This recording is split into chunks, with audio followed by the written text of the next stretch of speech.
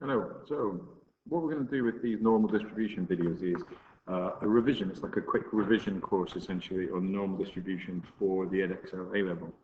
So I'm going to start in this first video by talking about the normal distribution itself, how to calculate probabilities from a normal distribution, and how to use the inverse normal distribution function. Videos that will come after this will cover things like finding mu and sigma, and using the normal to approximate a binomial, and do some hypothesis testing as well. So in this first one then, we need to drill into what the normal distribution actually is. And to get there, we need to understand what we mean by a continuous random variable. So up to this point, you've been working with discrete random variables using a binomial distribution. And that means that when we do an experiment, the experiment can have a discrete number of successes or failures. For example, if you flip a coin, you can have 4 heads, you can have 6 heads, but you can't have 4.32 heads. So a continuous random variable is a variable which measures something that has got that kind of continuous aspect. Now you can see here on the two diagrams, the one on the left is an example of a discrete random variable. So we've defined x as the number of heads when you flip a coin, and the probability of getting 4 heads is written as p, brackets x equals 4. X is discrete, as we've just discussed. Now we can model this on a bar chart, as you can see there. And you can see that the probability of getting 0 heads is quite low. The probability of getting 10 heads is also quite low. The probability of getting 5 heads is the highest probability, which makes perfect sense if you think about the experiment. If you flip a coin, you should, the theoretical probability is 0.5 for getting a head. Okay, so you would expect from 10 throws of the coin that you would get 5 heads, for example. So the probability of getting 4 is illustrated here on this bar chart, and I hope that that sort of makes sense. When we model a continuous random variable, like the one over on the right here, it's slightly different. So we're measuring height this time. So the y is the average height that the flipped coin reaches. Now the height can be anything. It can be 4.32. It doesn't have to be 4 and then 5. It's not made in discrete jumps like that. So we have to account for every possible decimal that's involved. And for that reason, we don't have a bar chart, but instead we have the same sort of shape of curve, this curve shape, but formed by a continuous line. There are no gaps in between each bar. So here we've got the probability that the average height is less than 20 centimeters. We've written it as p brackets y less than 20. And it's modeled on this graph as the area to the left of 20. So it's the probability of everything up to 20 under this curve. Now we do model this using the area under the curve. Okay, we can you can explore this online. It's not part of the specification, but you can use integration to integrate a probability density function, and then you can find the area under the curve. And that's exactly what we are doing. It's exactly what our calculator does when it works things out for us. So we're dealing with a continuous random variable when we talk about the normal distribution. Now, when we talk about the probability graph, I've discussed the area. So the area to the left of this 20 is the probability. If you think about it, that means that the area under the whole curve from minus infinity over on the left to plus infinity over on the right is going to be equal to 1. So the entire area is equal to 1.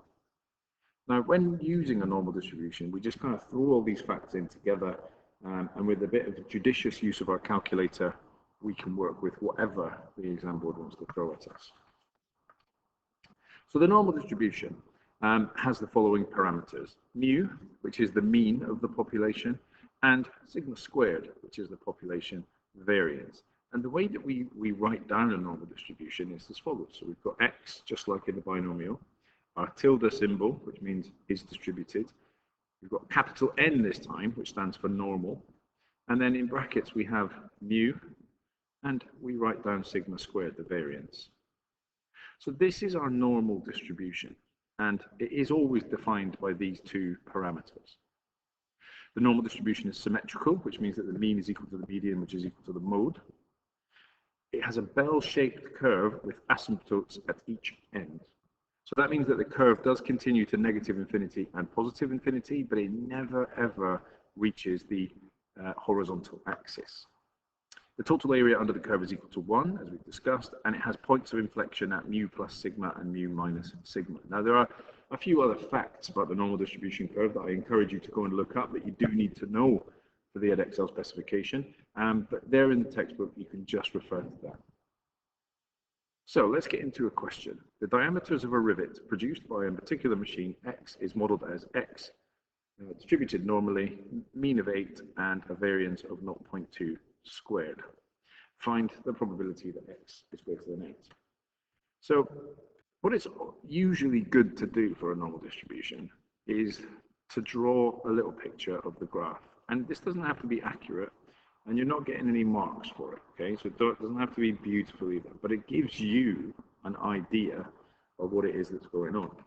So here's how I would draw the graph. I put the y-axis right in the middle, okay? So the y-axis on my graph is just where the mean of the distribution is. So it should be at the very peak of the curve. You can see my sketch isn't fantastic, but it doesn't matter.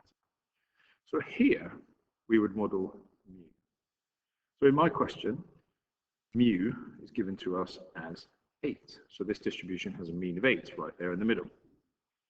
We're trying to find out what's the probability that x is greater than 8.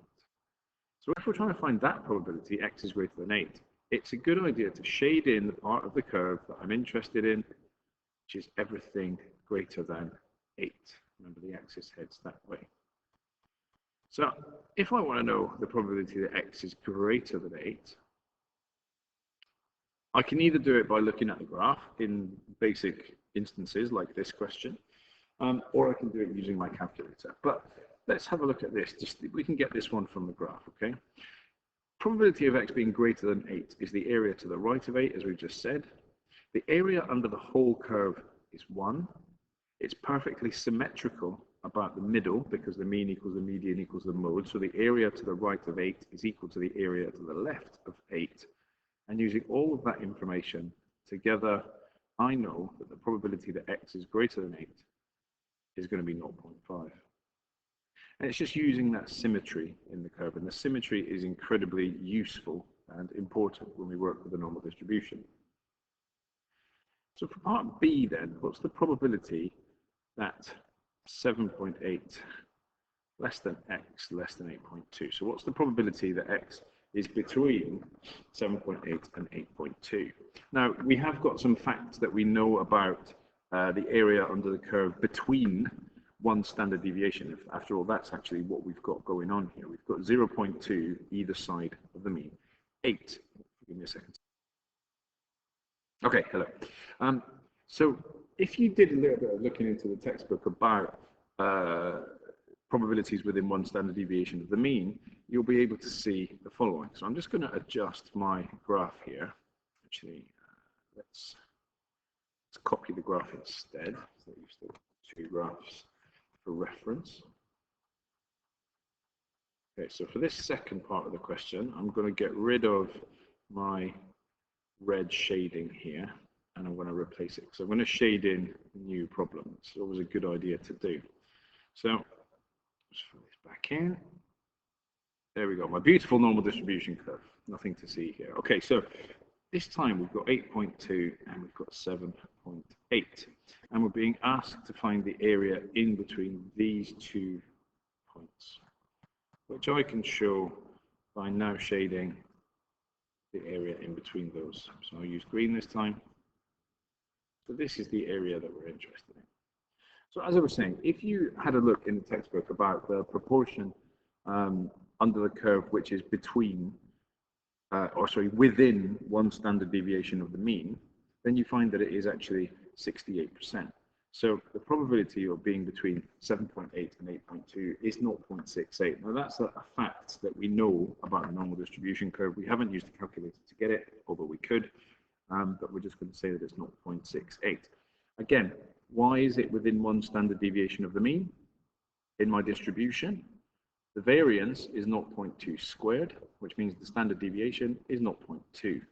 And you can see just by looking at those numbers that 8 minus 0.2 is 7.8, and 8 plus 0.2 is 8.2. So we've got one standard deviation below the mean, one standard deviation above the mean, and the area within one standard deviation of the mean either side equals 0.68. So that's the sketch of the curve. That's how we use the curve, and there's some facts that come along with the curve. So what happens if we're working with a distribution where we're not calculating anything to do with the standard deviation? So let's have a look at this example. So again, I'm going to sketch this very roughly, just get my sketch on the page. In my distribution, my mean is 30, so that's the first thing I'm going to mark on. And I'll just draw a kind of rough bell-shaped curve like this. So for question A, I'm asked to calculate the probability that x is less than 33. So let's have a look and see where is that. Okay, so 33 is to the right of the mean, it's bigger than the mean, so I'll draw a line representing x equals 33.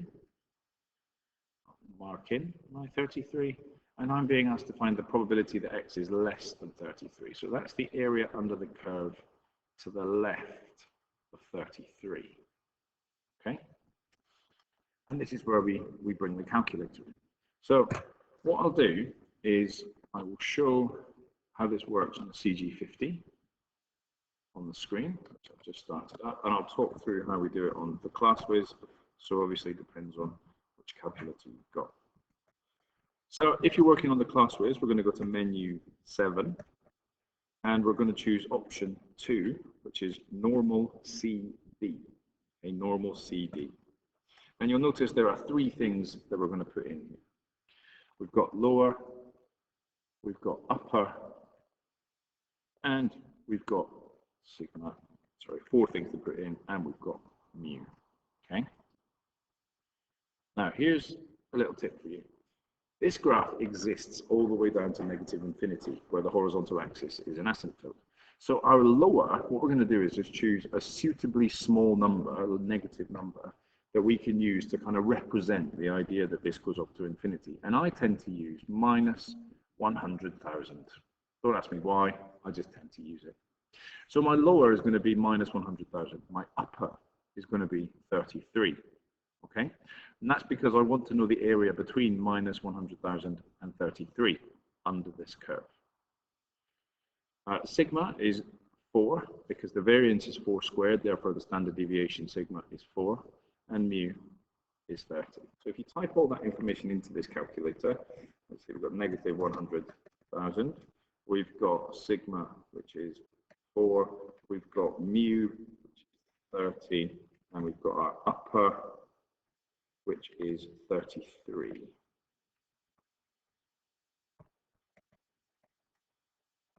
And we hit execute until we get the probability, and the probability comes out as 0.7734. And I always write my probabilities to 4 decimal places. Now, if you're using the CG50,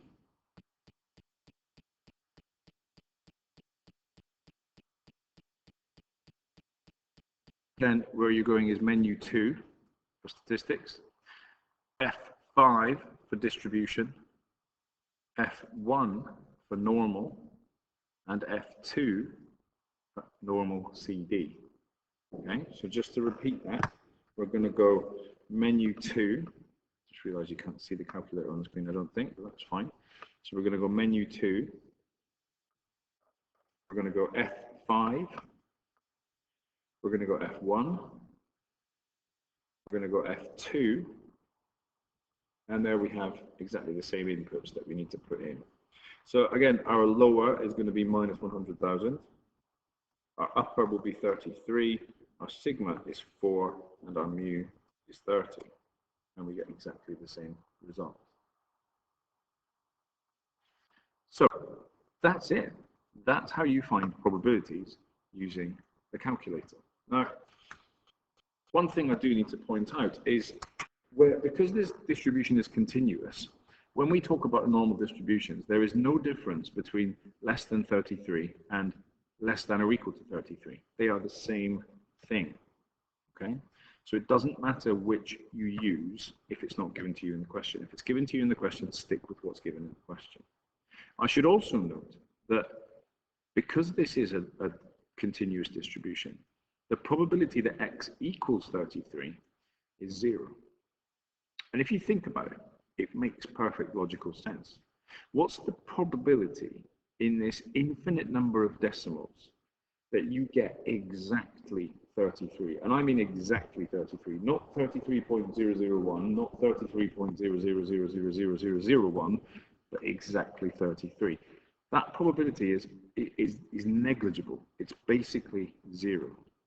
So we just say that there is no such thing as what is the probability that x equals a number for the normal distribution. We only ever use less than or greater than, less than or equal to, or greater than or equal to. So let's go ahead and answer the rest of these questions. And from now, it should be pretty quick. So let's write in our mean. We've got a mean of 30. We're going to have our beautifully drawn bell-shaped curve. This time, we want to know the probability that x is greater than or equal to 24. So here I'm going to draw my straight line in at 24. 24 is lower than the mean. Oops, so it's over to the left of the mean there, you can see. Here we go. Oh, trying to get a straight line too early in the morning. Right, here we go. So we're going to put in 24, right? Now we're looking for the probability that x is greater than or equal to 24. So here it is. It's to the right of 24. And so how does this change our calculation? Well, greater than or equal to 24, the only difference here is that the lower bound that you're going to put in your calculator is 24. This time, the upper is going to be a suitably large number, which represents the idea that this goes off to infinity. So I'll use 100,000 again, but this time plus 100,000. So we're finding the area between 24 and 100,000. So we go back to our calculators, we type all that information in, lower 24, upper 100,000, sigma, which is 4, and mu, which is 30, and this time we have a probability of 0.9332 to 4 decimal places. So hopefully you're getting the idea here, okay? This is all about calculating areas under curves, but using our calculator to do the heavy lifting for us. So let's have a look at part C. We're interested this time in 33.5 to 38.2. Again, let's draw a quick sketch, and don't feel like, you know, the sketch takes too long. It really doesn't, and it helps you to see the question. It helps you to visualize the question so much more easily. Okay, so there's my normal distribution with a mean of 30. 33.5 to 38.2, where are those two lines? So here we've got one line and another line. And here's my 33.5, here's my 38.2, and I'm finding the area in between the two. So how do we do this one? The probability that we've got between 33.5 and 38.2, well, this time, the lower limit we're interested in is 33.5, and the upper, you're probably way ahead of me, is 38.2. So straight back to the calculators, let's just change those around, 33.5 through to 38.2. Sigma 4, mu 30, and the probability is 0.1706. Perfect. And then just to finish the question off, we're looking for less than 27 or greater than 32. So we've got probability that x less than 27 or the probability x is greater than 32. And what we're going to do is work both of those out separately. And because it's an or question, we're going to add the two answers together. So again, beginning by writing in my distribution, 30. There it is. I'm going to draw my lines indicating my two test statistics. So I've got 27, which is over here to the left of 30, and I've got 32, which is over here to the right of 30. Let's mark those in. 27, 30. Let's shade one side in red, so less than 27 is red. I'm going to shade the other side in green, so greater than 30. It should be 32, shouldn't it? 30. It's going to be green. And so there we are. And all we've got to do is work out the red area and the green area. And as I said earlier, we're going to add those together. So Because it's less than, it doesn't make any difference to what we're doing. We can use less than, or we can use less than or equal to. This distribution is continuous. So straight back to the calculator. For this one, the lower limit is going to be minus 100,000. And the upper is going to be 27. So we're finding the area here between minus 100,000 and 27. Sigma 4 mu 30. We have 0.2266 to 4 decimal places. The probability that x is greater than 32. Again, we go back and we adjust our lower and upper. Our lower this time is going to be 32. And our upper is going to be 100,000. Sigma 4 mu 30. So the area between 32 and 100,000 is 0.3085. So what's the probability that x is less than 27 or x is greater than 32? Add those two results together. So we just go back to menu 1 on our calculator, and we've got 0.2266 plus 0.3485, and we get 0.5. So that's how we do the basic calculations for the normal distribution. That's how the normal distribution works. That's what the normal distribution looks like. I'll end this video here, and in the second video we'll have a look at the inverse normal function, which is where we start with probabilities and work our way backwards. So I'll see you there.